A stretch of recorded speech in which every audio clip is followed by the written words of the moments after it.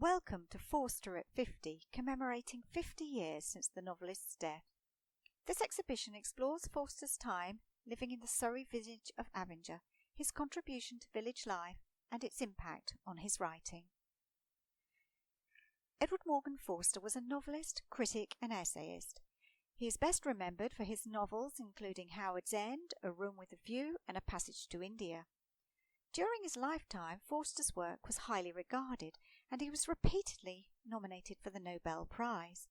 His work remains popular, and all 6 of his novels have been adapted for film or television. Forster's writing challenged the social norms of the Edwardian period. A gay man living at a time when homosexual activity was illegal, he examined repressive social structures, and his novels feature characters who learned to live authentic lives despite difficult circumstances. Forster knew the Dorking area from a young age. His aunt, Laura Mary Forster, lived in Abinger Hammer, and Forster often visited her there. Observations of her Surrey neighbours provided material for his descriptions of Edwardian class hierarchies and social mores, and the nearby village of Holmbury St Mary provided the setting for one of his novels. After his aunt's death, Forster inherited her home. He and his mother lived in Abinger Hammer from 1924 to 1946.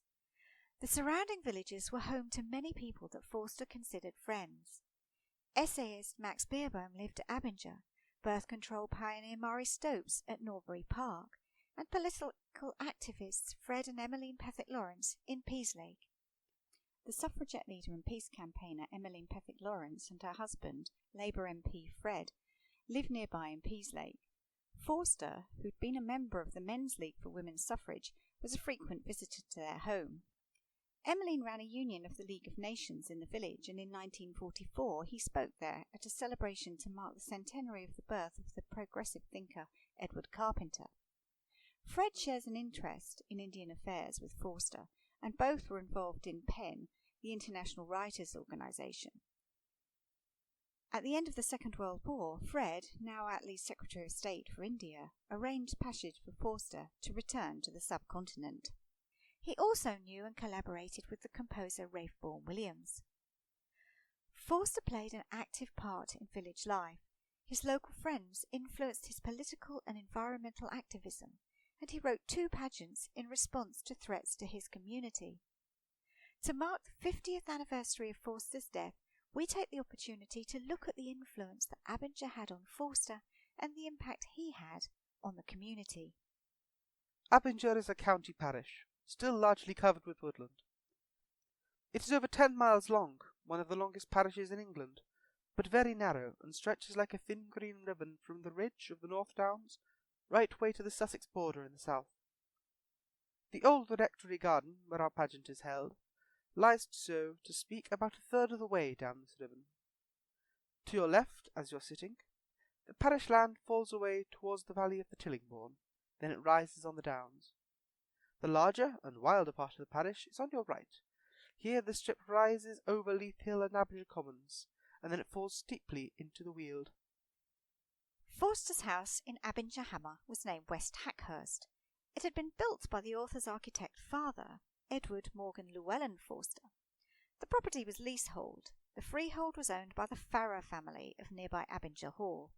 Forster's relationship with the Farrers was tense. Writing in the 1940s, Forster said West Hackhurst was a little inconvenient and smaller than it looks, and there was and still is no gas, no electric light, no central heating, no hot water supply or baths. The drinking water is pumped from a well and carried to the kitchen in buckets, and when the well goes wrong we have to carry from High Hackhurst.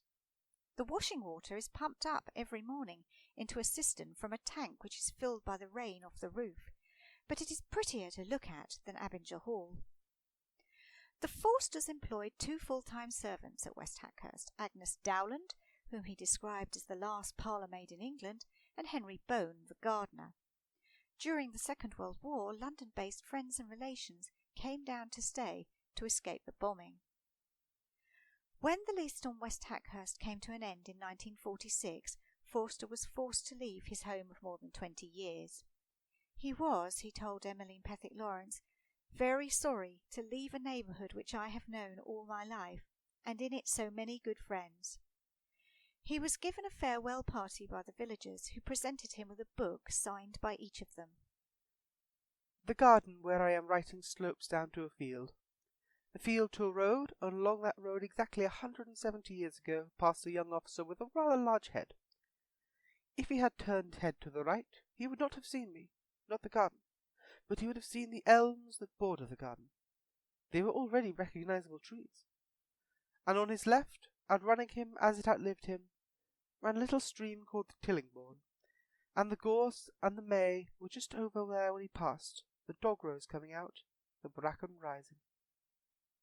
In 1934, Forster wrote a script for a pageant to be performed at Abinger Rectory to raise funds for the restoration of St James's Church. He was motivated by his love of the pastoral. Woodlands featured heavily in novels such as Morris. In calling it a pageant, he was harking back to a traditional dramatic form, combining music, drama and spectacle with a large cast. A celebration of the locality, the Abinger pageant narrated 6 episodes from parish history. Vaughan Williams provided the music. 3 years later, Forster and Vaughan Williams collaborated again to produce England's Pleasant Land. Presented by the Dorking and Leith Hill Preservation Society at Milton Court, the pageant had environmental and political themes. England's Pleasant Land examined threats to the countryside over the ages and the struggles of those living there to preserve it. Examining the impact of the enclosure of common land in the 18th century and the introduction of death duties in the 20th, the pageant presented a somewhat romantic view of the natural order of things, with the old gentry protecting the land and builders and developers preying on it for profit. "Ripe for development is England's pleasant land," chants Jerry the builder, as death duties bring land onto the market. There followed a procession of horrors: cars, buses and bikes, paper, litter and empty tins. The epilogue called for a new order to save England's pleasant land. Forster owned his own piece of woodland, 4.4-acre Piney Copse, which he left to the National Trust on his death. At his farewell party in 1946, he gave a rousing speech in defence of local footpaths. In an essay, Forster examined the psychological effects of land ownership, the desire to have an impact on the land and to deny its pleasures to others. People gather blackberries and foxgloves in his wood. They roll in the bracken and leave picnic debris. He asked himself if he should build a high wall around it, so that he can gorge on his blackberries unseen. Pray, does my wood belong to me, or doesn't it? And if it does, should I not own it best by allowing no one else to walk there? It is not a large wood. It contains scarcely any trees, and is intersected, blast it, by a public footpath. Still, it is the first property I have owned, so it is right that other people should participate in my shame, and should ask themselves, in accents that vary with horror, this very important question: what is the effect of property upon the character? If you own things, what is their effect on you? What is the effect of me on my wood?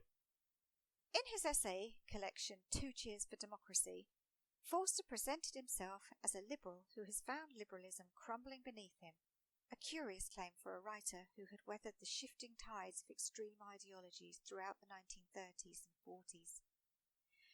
In response to the suffering experienced by those fleeing the Nazi regime in Germany, Forster set up the Dorking and District Refugee Committee with Ralph Williams in 1938.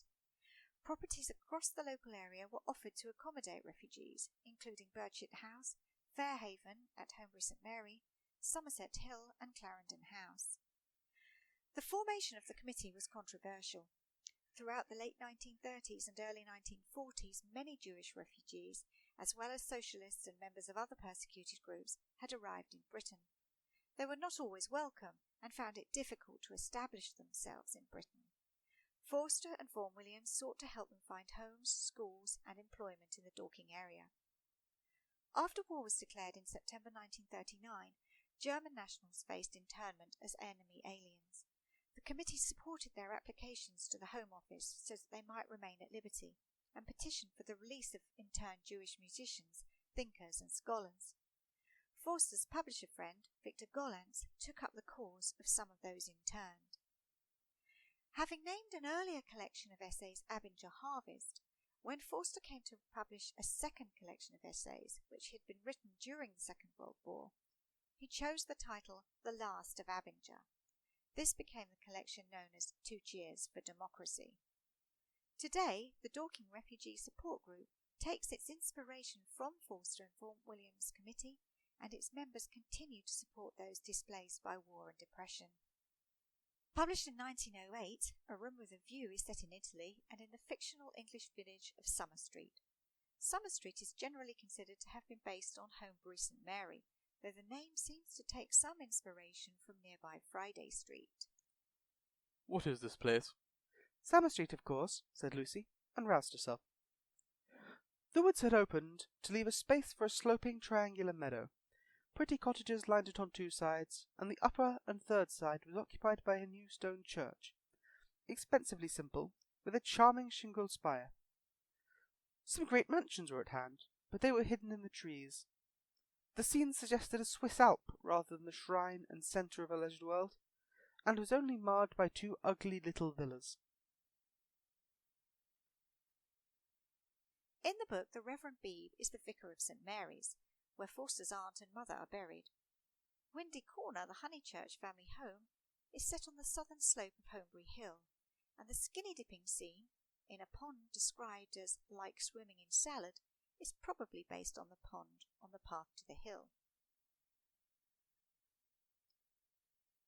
They climbed down a slippery bank of pine needles.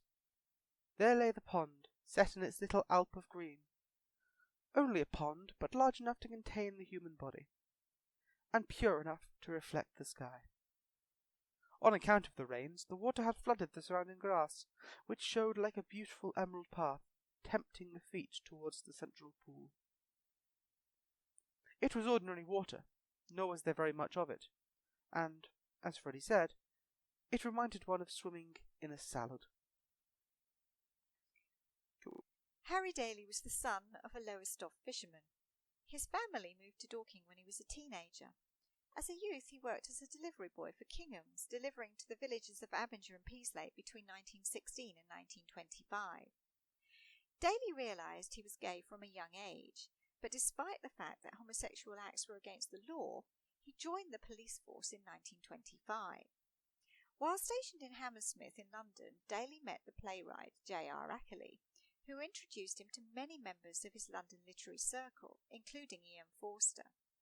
In 1926, Daly had a short relationship with the novelist, who was alarmed by his indiscretion, which risked getting them both arrested. Despite his friendships with the Bloomsbury set and his many gay relationships, Daly remained in the police force until his retirement, when he was persuaded to write his autobiography, This Small Cloud. He retired to Pixham, and when he died his ashes were scattered on Box Hill. This Small Cloud was published after his death. Though he records his time as a delivery boy and the characters that he met in the villages and grand houses that surround Dorking, and his time in the police, he writes little about his emotional and sexual life, and nothing about his time with Forster. Forster never wrote about his relationship with Daly. He was never able to live an openly gay life, and his only novel about a gay relationship, Morris, was only published posthumously. When Forster died in 1970, at the age of 91, homosexual acts between consenting adults had been legal for just 3 years. 50 years after his death, all Forster's novels remain in print, and he has a thriving readership. To mark the occasion, the Cockerell Press has published Forster in 50, an innovative reimagining of his novels in 50 words, accompanied by stunning illustrations designed to inspire a new generation of readers. The book is available from the museum's online bookshop.